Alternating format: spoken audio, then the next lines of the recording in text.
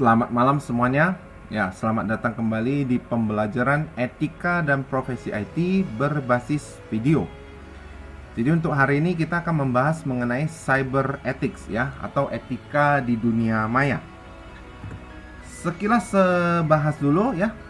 Sejak awal peradaban, manusia selalu termotivasi memperbaharui teknologi yang ada. Jadi singkatnya yang ingin saya sampaikan adalah sampai saat ini teknologi selalu mengalami perkembangan yang sangat cepat dan semakin cepat. Nah, hal yang terpenting salah satunya dalam perkembangan teknologi adalah perkembangan internet itu sendiri. Kalau kita melihat ya, dulu ada 2G, 3G, mungkin sekarang sudah ada 5G, dan mungkin pernah mendengar wacana sekarang lagi dikembangkan yang namanya 6G atau 6G ya. Nah, saya harap kamu pernah mendengar wacana itu, terutama di negara Jepang. Mereka sudah mulai mengembangkannya. Oke, kita lanjut. Perkembangan internet. Ya, sebelum itu kita lihat dulu. Internet merupakan suatu jaringan yang menghubungkan komputer di seluruh dunia tanpa dibatasi oleh jumlah unit. Nah, karena tidak dibatasi oleh jumlah unit, mereka menjadi satu jaringan yang bisa saling mengakses. Nah, dengan internet itu juga, komputer dapat berkomunikasi secara langsung dengan komputer lain di berbagai belahan dunia. Serasa saya tidak perlu menjelaskan terlalu panjang mengenai perkembangan internet ini. Kita sendiri sudah menggunakannya dan merasakan manfaatnya, ya. Lanjut. Alasan mengapa era ini memberikan dampak yang cukup signifikan bagi berbagai aspek kehidupan yaitu: yang pertama, informasi pada internet bisa diakses 24 jam dalam sehari. Kapanpun kamu mau mengaksesnya, informasi selalu tersedia dalam waktu 24 jam ya. Yang kedua, biaya murah dan bahkan gratis. Informasi yang kita cari itu gratis ya, tidak bayar. Yang kita bayar mungkin hanya kuota internetnya saja ya. Yang dimana itu saat ini sudah tergolong sangat murah untuk biaya internet itu sendiri. Oke ya. Kemudahan akses informasi dan melakukan transaksi itu serasa juga sudah paham. Yang keempat, kemudahan membangun relasi dengan pelanggan itu juga ya, terutama di e-commerce ya, online shop ataupun hal-hal lain ya yang berhubungan dengan bisnis ataupun lainnya ya, tidak mesti bisnis ya. Yang kelima, materi dapat diupdate dengan mudah ya, misalnya dengan e-learning ya. Kemudian yang keenam, pengguna internet telah merambah ke segala penjuru. Ya, ini di mana saja ya. Bahkan sekarang mungkin kalau kita sempat dulu meremehkan desa-desa, sekarang desa juga sudah ada internet, jadi mereka tidak ketinggalan berita atau tidak ketinggalan informasi dari kita yang mungkin tinggal di kalangan perkotaan ya. Lanjut, karakteristik dunia maya. Internet identik dengan cyberspace atau dunia maya. Ya, orang mengibaratkan internet itu seperti dunia maya. Menurut Dyson, ya tahun 94, cyberspace ya merupakan suatu ekosistem bioelektronik di mana suatu tempat yang memiliki telepon, kabel koaksial, fiber optik atau elektromagnetic wave. Jadi ini membuktikan bahwa luasnya internet secara fisik itu tidak ada yang bisa mengetahuinya secara pasti seberapa luas dari internet itu sendiri ya. Lanjut. Nah, menurut Dyson lagi, karakteristik dunia maya adalah sebagai berikut ya. Satu, beroperasi secara virtual atau maya, sudah pasti. Dunia cyber selalu berubah dengan cepat ya. Misalnya informasi 1 jam beritanya mengenai ini mungkin salah update, tiba-tiba dirubah lagi ya, sangat cepat, tidak seperti kalau kita ada fisiknya atau manual di kehidupan kita sehari-hari ya. Ketiga, dunia maya tidak mengenal batas-batas teritorial. Keempat, orang-orang yang hidup dalam dunia maya tersebut dapat melaksanakan aktivitas tanpa harus menunjukkan identitasnya. Inilah yang membuat sebagian besar orang membuat yang namanya fake account, di mana dia bisa mengomentari sesuka hati, sebebasnya, tetapi identitasnya tidak pernah nampak ya, atau dirahasiakan. Kemudian berikutnya, informasi di dalamnya bersifat publik, berarti tersebar luas ya, siapapun bisa melihat. Terutama kalau kita main di media sosial. Oke ya. Pentingnya etika di dunia maya. Nah, sekarang kita lihat bagaimana etika kita di dunia maya. Hadirnya internet dalam kehidupan manusia telah membentuk komunitas masyarakat tersendiri. Surat menyurat yang dulu dilakukan secara tradisional, mungkin menggunakan merpati atau kantor pos, sekarang bisa dilakukan hanya dengan duduk dan mengetik surat tersebut di depan komputer. Nah, kita lihat dari yang barusan saya bacakan, kita sudah menyadari bahwasanya hal-hal yang secara tradisional dulu kita lakukan sekarang mulai ditinggalkan atau mungkin kedepannya bahkan bisa dihilangkan, sehingga yang menggantikan adalah teknologi-teknologi seperti ini. Kalau kita mengatakan kita ingin mengirim surat di zaman dulu mungkin menggunakan kantor pos, sekarang kita cukup menggunakan misalnya WhatsApp ya ataupun lainnya. Itu sudah sangat cepat, begitu kita ketik langsung sampai ya. Kalau dulu kantor pos kita kirim surat mungkin 2 atau 3 hari kemudian baru sampai. Nah, setelah itu kita harus menyadari alasan mengapa dunia maya itu kita harus ada etikanya. Yang pertama adalah bahwa pengguna internet berasal dari berbagai negara yang mungkin memiliki budaya, bahasa, dan adat istiadat yang berbeda-beda. Kita paham ya, di negara-negara ada istiadat, ada budaya, sehingga kita sendiri juga wajib menunjukkan etika. Bukan karena tidak menunjukkan identitas, kita sesuka hati langsung istilahnya bebas memposting apapun, bebas memarahi siapapun di dunia maya tersebut. Serasa tidak seperti itu. Apalagi kalau kita yang berada di bangku pendidikan, serasa kita punya yang namanya etika dan sopan santun untuk mewujudkan bagaimana menggunakan internet yang sehat ya. Berikutnya, pengguna internet merupakan orang-orang yang hidup dalam dunia anonymous, yang tidak mengharuskan pernyataan identitas asli dalam berinteraksi. Ini yang tadi semaksud ya, sesinggung kembali. Kamu mungkin menggunakan nama samaran di dunia internet. Kamu mungkin menggunakan foto yang bukan foto diri kamu, entah foto karton misalnya, foto artis ataupun siapapun, sehingga orang tidak mengetahui bahwasanya nama kamu adalah si A misalnya, si B. Nah, karena tidak tahu, maka yang dilakukan adalah sesuka hati. Serasa untuk seseorang yang berada di bangku pendidikan, tidak sepatutnya kita melakukan hal-hal seperti itu ya. Berikutnya, berbagai macam fasilitas yang diberikan dalam internet memungkinkan seseorang untuk bertindak etis, seperti misalnya ada juga penghuni yang suka iseng dengan melakukan hal-hal yang tidak seharusnya dilakukan. Ya, mungkin kita bisa membahas mengenai bully. Kita juga bisa membahas mengenai orang yang suka mengambil profil atau foto orang lain, kemudian dengan foto tersebut dia seperti seolah-olah adalah si orang yang diambil tadi, kemudian dia memasuki mungkin media sosial orang lain dan sesuka hati melakukan apapun.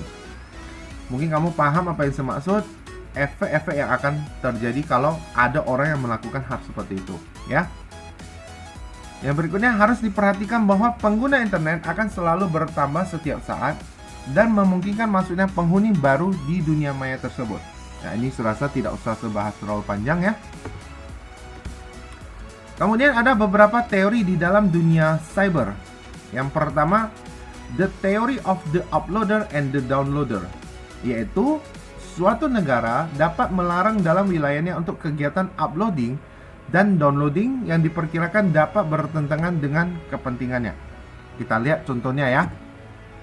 Misalnya, suatu negara dapat melarang untuk uploading dan downloading kegiatan perjudian di wilayahnya. Jadi ada negara yang membatasi kegiatan upload dan download. Tidak semua bisa diupload dan tidak semua bisa didownload. Ya, salah satunya ini kota Minnesota yang ada di Amerika. Ya, kamu boleh searching. Dia adalah salah satu negara bagian pertama yang menggunakan ketentuan seperti yang tadi dijelaskan di atas, yaitu melarang kegiatan upload dan download perjudian. Mungkin di negara bagian tersebut ada aturan-aturan yang melarang seperti ini, sehingga ketika berada di dunia maya, kita juga wajib menerapkan etika sesuai dengan aturan yang berlaku ya. Berikutnya, the law of the server, yaitu pendekatan yang memperlakukan server di mana webpage secara fisik berlokasi, di mana mereka dicatat data elektronik. Misalnya, sebuah web page yang berlokasi di Stanford University maka akan tunduk pada hukum California. Jadi kalau ada pelanggaran, maka kita melihat web page tersebut di mana tercatat, maka hukum di sanalah yang akan berlaku, ya. Lanjut, the theory of international space, yaitu ruang cyber dianggap sebagai the fourth space. Analoginya adalah tidak terletak pada kesamaan fisik semata, melainkan sifat internasional. Tidak ada ruang yang tidak tersentuh oleh teori ini. Semua tempat dapat dimasuki teori ini karena dunia cyber mempunyai karakteristik yang maya. Teori ini menceritakan bagaimana internet dianggap sebagai ruang space, ya, ruang cyber yang sangat luas, di mana tidak ada ruang yang tidak tersentuh oleh teori ini. Berarti semuanya dimasukkan ke dalam seperti ruang cyber gitu, ya. Oke, kita lanjut. Netiquette, contoh etika berinternet, ya. Netiquette atau netiquette adalah etika dalam berkomunikasi menggunakan internet, ya. Ada beberapa jenis. Yang pertama, netiquette pada one-to-one communication, berarti satu ke satu, ya, komunikasi satu-satu gitu. Yang dimaksud dengan one-to-one communication adalah kondisi di mana komunikasi terjadi antar individu face-to-face dalam sebuah dialog. Nah, kondisi komunikasi one-to-one communication ini seperti kita kalau chatting itu satu ke kawan kita, misalnya satu ke satu lah gitu, ya. Dimana ada rahasia-rahasia yang mungkin tidak bisa dipublikasikan secara luas ke satu grup misalnya. Kita lihat saja. Nah, contoh-contohnya misalnya komunikasi via email, ya, one-to-one communication. Jadi misalnya kalau one-to-one communication kita ambil via email, ya, komunikasi via email, maka hal-hal yang dilarang adalah yang pertama, jangan terlalu banyak mengutip. Nah, maksud jangan terlalu banyak mengutip. Misalnya kita kalau mengambil pesan dari orang lain, usahakan jangan terlalu banyak. Kalau bisa ada rahasia yang dari pesan yang kita kutip, itu seharusnya dihapus, ya. Jangan di forward langsung ke orang yang kita tuju, sehingga hal-hal yang seharusnya rahasia dari si A kita forward malah ke si B. Itu tidak boleh, ya. Yang B, perlakukan email secara pribadi.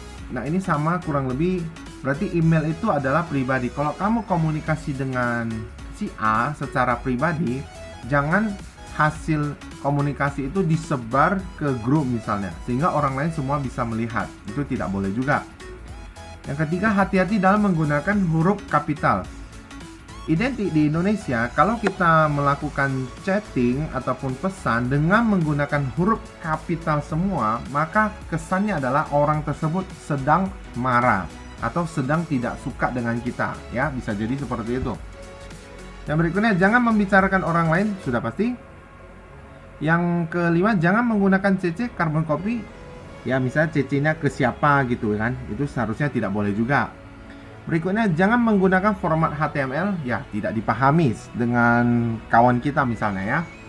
Yang berikutnya, jawablah secara masuk akal, sudah pasti lah, ya. Ditanya A, jawabnya A, ya. Jangan ditanya A, larinya sampai Z, tidak nyambung lah istilahnya, ya. Oke. Sekarang ada netiquette pada one-to-many communication, ya. Konsep komunikasi one-to-many communication adalah bahwa satu orang bisa berkomunikasi kepada beberapa orang sekaligus. Hal itu seperti yang terjadi pada mailing list dan net news, ya. Mailing list kayak misalnya kita email tapi ada list yang panjang, mungkin sekali kirim 10-20 orang, kurang lebih seperti itu. Atau kalau di kita kesehari-hariannya adalah seperti kita di dalam grup, ya. Ada grup di mana kita bisa komunikasi dengan semua orang sekaligus. Tentunya ada etika-etika di sana yang seharusnya tidak boleh dilakukan. Misalnya saja kita memposting misalnya aib orang, ya, kejelekan orang, kemudian diperlihatkan kepada semua orang di grup itu. Serasa itu tidak seperti itu etika di dunia internet, ya. Lanjut, ada information service. Pada perkembangan internet diberikan fasilitas dan berbagai layanan baru yang disebut layanan informasi atau information service. Berbagai jenis layanan ini adalah seperti Grouper, WAS, World Wide Web, WWW, Multi-User Dimension, which are object-oriented. Oke, lanjut. Pelanggaran etika ya, seperti halnya etika dalam kehidupan bermasyarakat, sanksi yang diperoleh terhadap suatu pelanggaran adalah sanksi sosial. Sanksi sosial bisa saja berupa teguran atau bahkan dikucilkan dari kehidupan bermasyarakat. Ini kalau etikanya di kehidupan bermasyarakat atau kehidupan kita sehari-hari lah. Tetapi kalau misalnya pelanggaran etika berinternet ya, sanksi yang akan diterima adalah dikucilkan dari kehidupan berkomunikasi berinternet, atau istilahnya kita tidak dipedulikan. Ada di dalam grup tetapi seolah-olah tidak ada di dalam grup. Nah, itulah yang mungkin bisa diterima kalau kita melanggar sanksi-sanksi tersebut. Jadi misalnya kita mengeluarkan ya kejelekan dari kawan kita yang seharusnya dia sudah cerita tetapi rahasia, maka yang terjadi adalah mungkin kita dikucilkan oleh si kawan tersebut, atau mungkin juga dihapus dari internet tersebut, atau bahkan mungkin dikeluarkan dari grup tersebut ya. Serasa itu saja yang dapat saya sampaikan. Jadi saya ingin mengingatkan kepada semua mahasiswa bahwasanya di dalam dunia internet ya, wajib kita terapkan etika-etika sehingga terciptalah bagaimana masyarakat menggunakan internet itu secara sehat. Bukan memposting sesuatu yang melanggar etika, bukan memposting sesuatu yang menghina ya rekan sejawat, misalnya kawan ya, ataupun saudara-saudara yang lain. Saya betul-betul mengharapkan kepada semua mahasiswa untuk menerapkan etika di dalam perkembangan internet ini. Oke ya? Baik. Terima kasih sudah mendengarkan apa yang saya sampaikan, apa yang saya jelaskan. Kita akan jumpa lagi di pertemuan yang akan datang. Dan ingat untuk senantiasa semangat.